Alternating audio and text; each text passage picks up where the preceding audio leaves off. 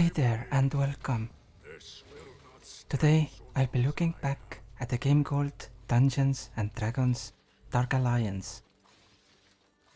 It's a grind-based action RPG developed by Tuque Games and published by Wizards of the Coast. In the background you'll see some footage with my dwarf warrior from near the beginning of the game. Dark Alliance is a fast-paced action game that uses progression systems similar to RPGs. You can level up, and every time you do, you gain attribute points that you can use on attributes like strength or dexterity for extra passive damage, for example. You can also gain feat points that you can use on passive bonuses like extra armor. The game also has loot, but loot is extremely limited in terms of variation. The few different armor pieces that exist are fairly similar to each other in general design. Unfortunately, because the game's loot stat system reflects that of many modern AAA RPGs, the loot is pretty unsatisfying. What's worse is that because this is a grind-based game, loot is all it has, and that being unsatisfying to get or even tinker with isn't great, especially considering the limited upgrade system. Gameplay-wise, the game is unfortunate. Your characters get knocked down or heavily staggered by even the tiniest bonk made against them. So if you don't successfully dodge, block or parry all the time, you'll have a lot of downtime here due to how long it usually takes to recover from a hit. Attacks themselves don't feel like they have real weight to them, although that depends on the enemy you hit. Attack animations on enemies don't often connect the way they should, in the sense that you'll see an enemy do a regular attack animation in a completely different direction from you, and you randomly get hit from it a second later out of nowhere. Encounters wise, there was only one fun boss fight, or really a boss fight at all. Most other bosses felt like larger versions of regular monsters. With that said, however, the animations on their own in this game are noticeably better than in most mainstream AAAs I've seen in the last few years, so there's that. I just wish they felt like they had weight behind them. On the player side, I experienced massive input delay that affected my every move, from regular movement to dodging to attacking. It felt or looked like the game received my inputs later than it should. Usually if games try to have weighty animations, you will at least see the character start the action the moment you press a button. But that doesn't seem to happen here. That might also be just on my end, I don't know. I have seen others have a similar issue though. There is also the balance problem in solo mode, where I had a tough time even in lower difficulties with the dwarf warrior, but Drizzt was devastating on most difficulty modes. I do like how full of lore the game is, but nearly all of it is hidden away in the journal. Without that, the game has a very small amount of story, barely enough to give context to each level. Strangely, also that little context you do get seems to exclusively work for the leader of a co-op party. Some of the game's voice acting is cool to listen though. The game is also very buggy and glitchy.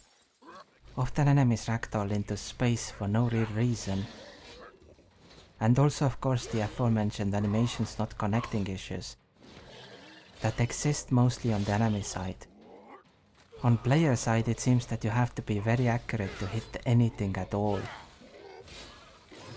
This is a grind-based game, So you would expect dungeon crawler style map selection, and this game does have that. Unfortunately, however, unlike regular dungeon crawlers, there seem to be only a few different environment themes, and even a lot of those are really similar to each other. I like grind-based RPGs, or games built entirely around progression, but unfortunately this one leaves much to be desired. Everything contributes to the issues, including the low environment variety, the very low amount of different levels available in general, the bugs and glitches, the incredibly floaty combat, and unsatisfying leveling and loot experience. Honestly, even if you can get over some of the things I said, I still have a hard time recommending it. It is not properly thought out, and it feels like it wasn't playtested either. So, yeah, that's about it. Thank you very much for watching this little overview, if you will, and I'll see you next time.